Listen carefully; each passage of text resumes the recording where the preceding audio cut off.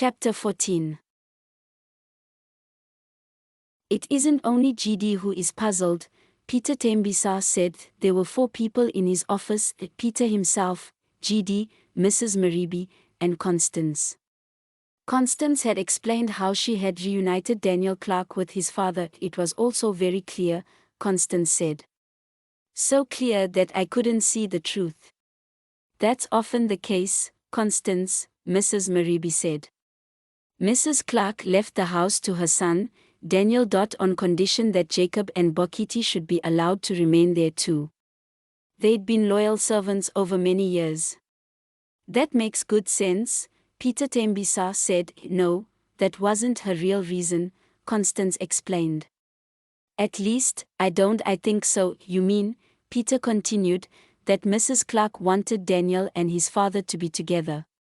Yes, Constance agreed. That's why she asked me to find Daniel. I wonder why she didn't try to find Daniel much sooner, Mrs. Maribi said. Why did she wait until just before she died? She had tried earlier, Constance replied.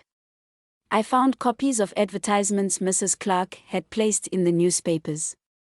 In that box under the bed?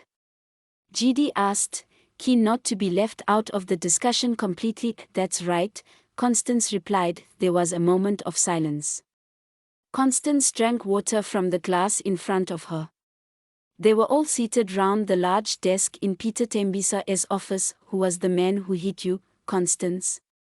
Peter asked. The thief, GD replied. He wasn't just a thief, Constance said. That was Daniel Clark. Daniel Clark? Mrs. Maribi repeated the name. Constance nodded. So? Why didn't you recognize him when you saw him in? Where did you meet him? Peter asked. The beer hall in Belleville, Constance said. A place called yours and mine. And the reason is quite clear, really. When I met him in the house, it was dark. I ought to have guessed. But. Well, you don't expect a man to break into his own mother's home, do you? Why did he do that? Mrs. Maribi asked. I don't know yet, Constance replied. And you never will, Peter told her. Why not? Constance asked. You can't always know the answers to everything, Peter answered. You've done a great deal to make several people happy again. This other business, best to leave it alone. There was a knock on the door. Yes, Peter Tembisa called. Alice McCon entered. Earlier, Mrs. Maribi had instructed the typist to go out to the shops and buy cakes.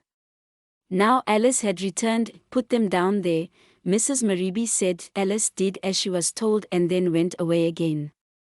Back to the general office to spread gossip, no doubt. Mrs. Maribi gave GD a cake. He was very happy.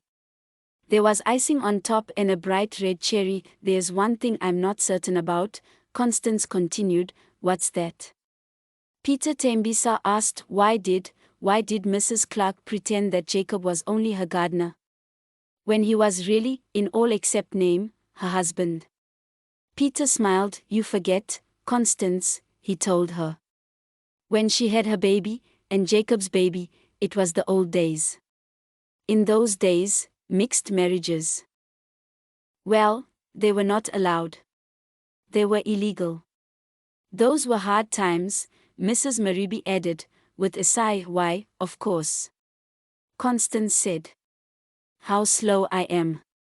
I should have remembered. That probably explains why Mrs. Clark had her baby fostered. The baby. Daniel was fostered by someone else. In those days, it was necessary, Peter said. Because of those cruel laws. They had to give away their baby to a couple of mixed race. I see now, Constance said. And when Daniel discovered that his real parents had given him away, he felt resentment. So he refused to make contact with Mrs. Clark, Peter said. Yet he wanted to find out about her, Constance added. Oh, maybe that's why he broke into the house. GD took another bun. Would you like tea or coffee, GD? Mrs. Mariby asked him. No, ma.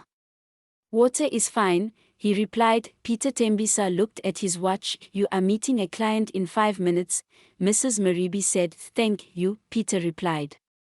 So we had better call this meeting to a close and all get back to work. But let me say one thing. Finally, this story of Jacob and Emily Louise Clark proves how terrible the old days were. When people could not fall in love and have children with the person they chose. Much better now, Mrs. Mariby said. There must be reconciliation. Peace and harmony between all groups. Without national reconciliation, we can't move forward. I agree completely, Peter Tembisa said. Mrs. Mariby left the room. She had work to do. GD thanked Peter. Errod returned to his place at the back of the general office. Constance was about to follow him. Just a moment, Constance, Peter said. I'd like to thank you and congratulate you. I was only doing my job, Constance said. More than just your job, Peter told her. You were attacked and finished up in hospital. You spent hours in the evening trying to find Daniel Clark. You showed intelligence and courage. I wish to thank you. No thanks are necessary, Constance replied. But you can tell me one thing. Anything you like, Peter said. Anything at all. At the end of the day's work, as they were leaving the office, Constance offered to walk with GD part of the way. About your name, GD, she said. What about it? He asked, and his voice was full of suspicion. Let me guess what the initials G and D stand for, Constance said. You'll be wasting your time, GD replied. Do you think so? Constance asked him, her voice bright and teasing. Do you really think so? Gracious Dingen, GD shouted with anger. Someone had betrayed his secret. Constance ran away quickly, laughing loudly as she did so. He was going to chase after her. Then he thought, why should I? What is wrong with two perfectly good names? They were just as good as any other names. Once he realized that GD was not angry, Constance returned. I'm going to be much nicer to Mrs. Mariby in future, Constance said. She's not really an old dragon after all. Reconciliation, GD told her. It's the only way forward.